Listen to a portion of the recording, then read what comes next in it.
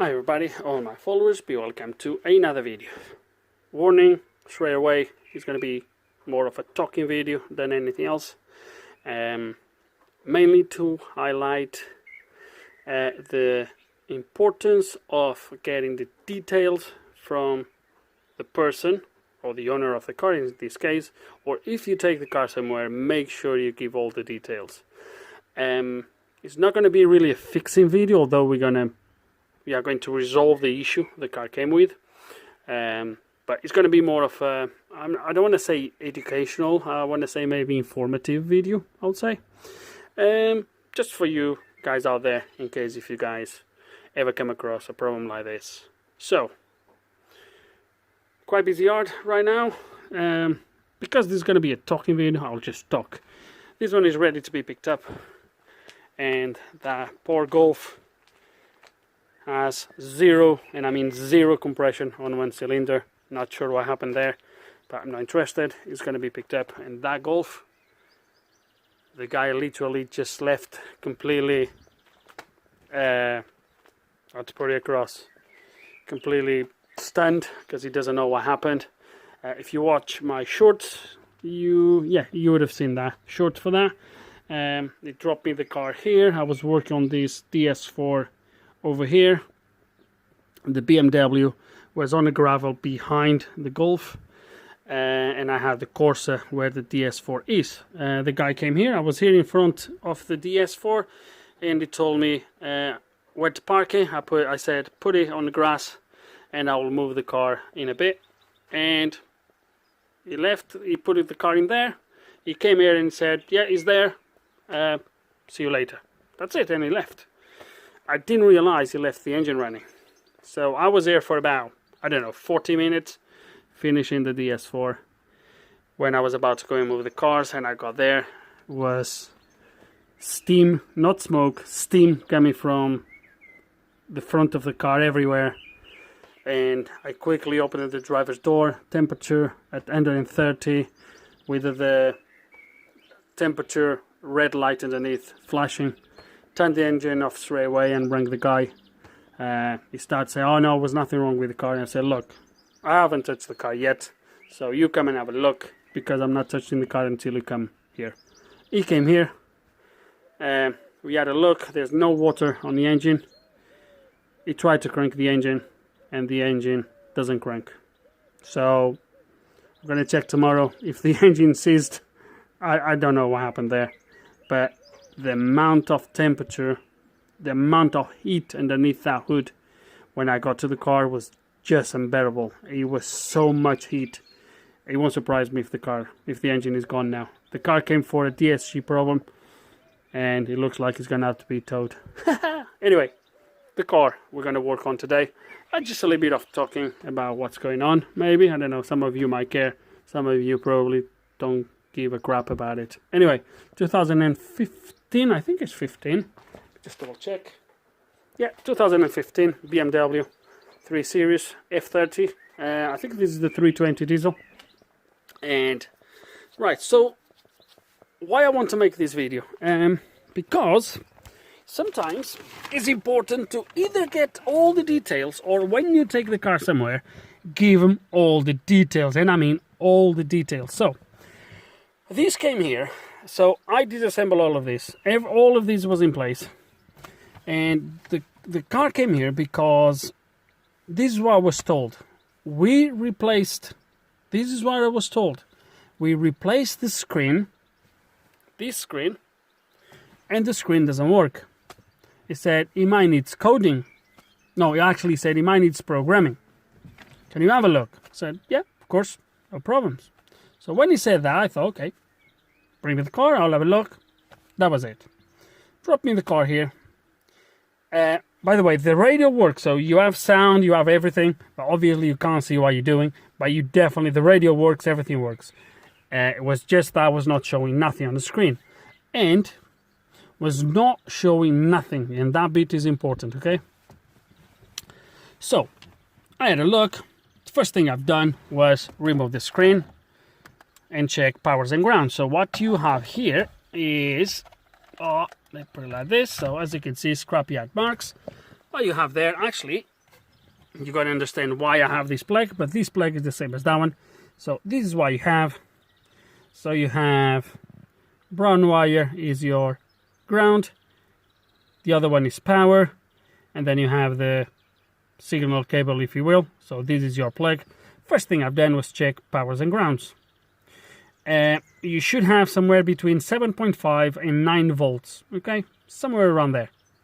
So check this, was fine, no problem. Well, check that, no problems at all. I think I had 8.4 volts or something like that. By the way, it might worth to mention that I have about 20 minutes of footage going through this until I just thought something doesn't add up here. Let me check the coding on the car. When I check the coding on the car, that's when I've realized what was wrong.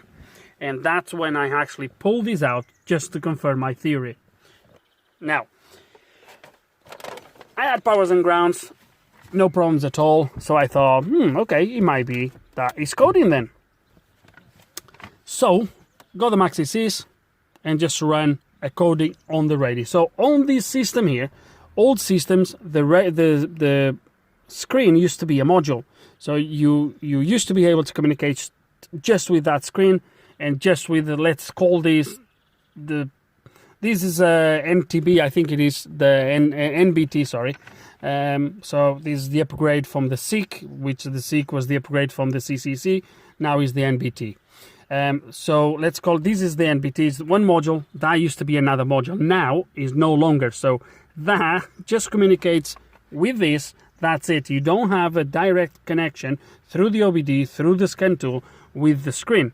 So you can only scan this.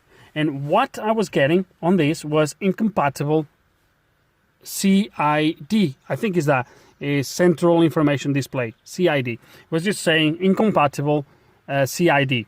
And I thought, okay, so let me check the code. So at this point, that's when I start to think, okay, let me code the radio. So this was all in place. So I've coded the radio with the Max e-sys, run this through the coding, bam, bam, bam, bam, code everything successfully, and I still have the same problem. I thought, this doesn't make much sense now.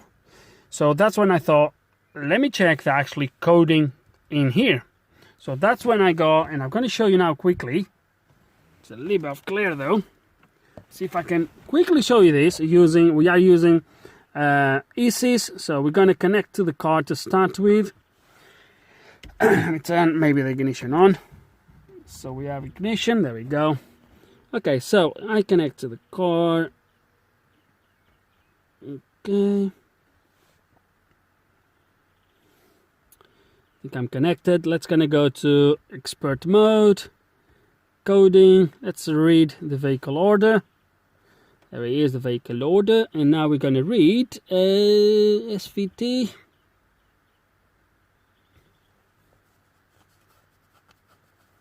At this point, guys, if you are doing this, you should be saving the FA, then you should save all of these. I already did this back when I was looking for this. So now we're going to scroll down to my HUNBT. There we go. And we're going to do read coding data.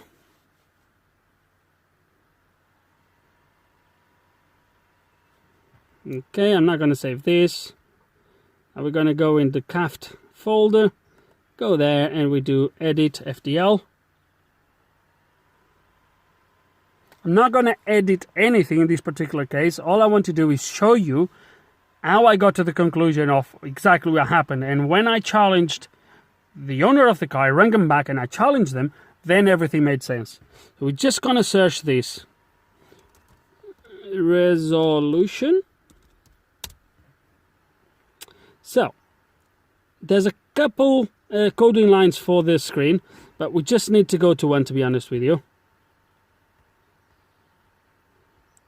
What this says in there, guys? What this says in there? 8.8, 280 times 480. 8.8 is the size of the screen. This is a 6.5.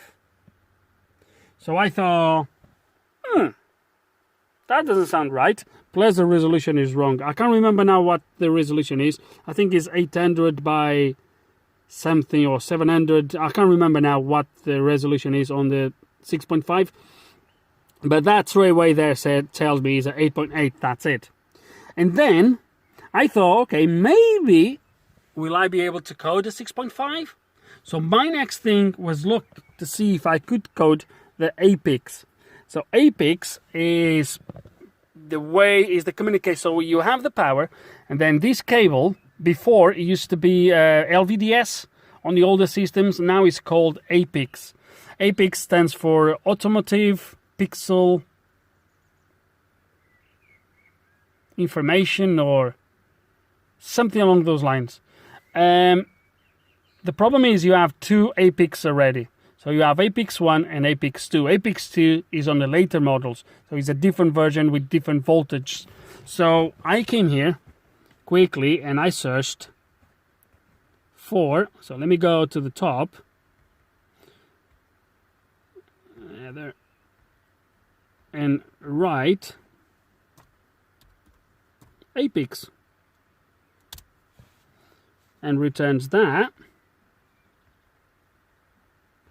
There.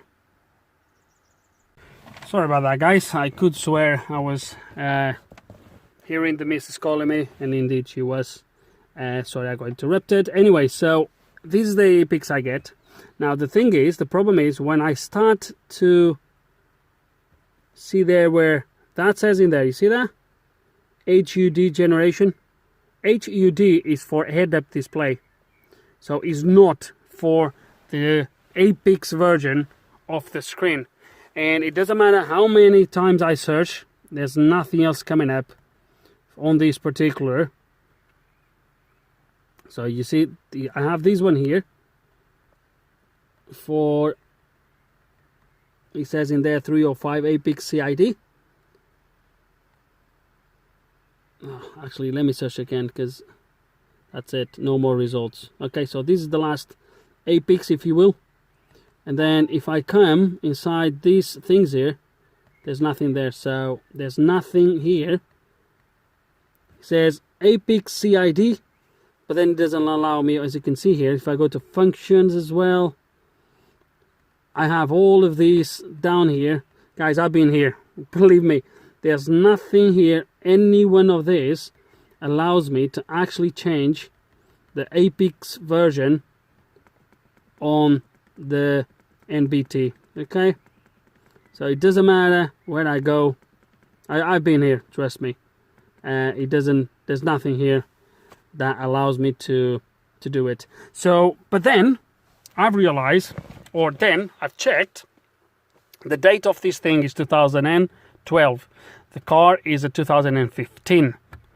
So after a little bit of thingy, when I realized this is the wrong screen, basically I rang the guy and I've asked him, and basically what he did, he never replaced the screen, because I said, show me bring me the old screen. Basically I said, no, I don't have an old screen because I bought the car without the screen.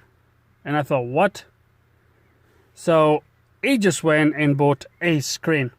So obviously these NBTs for APIX 2, that's APIX 1. The radio is on, this is connected, and as you can see, it doesn't even, so usually when there's a signal problem, it just says no signal. You don't even get that here. So the screen is completely dead. So I told him, look, you're gonna have to buy the screen.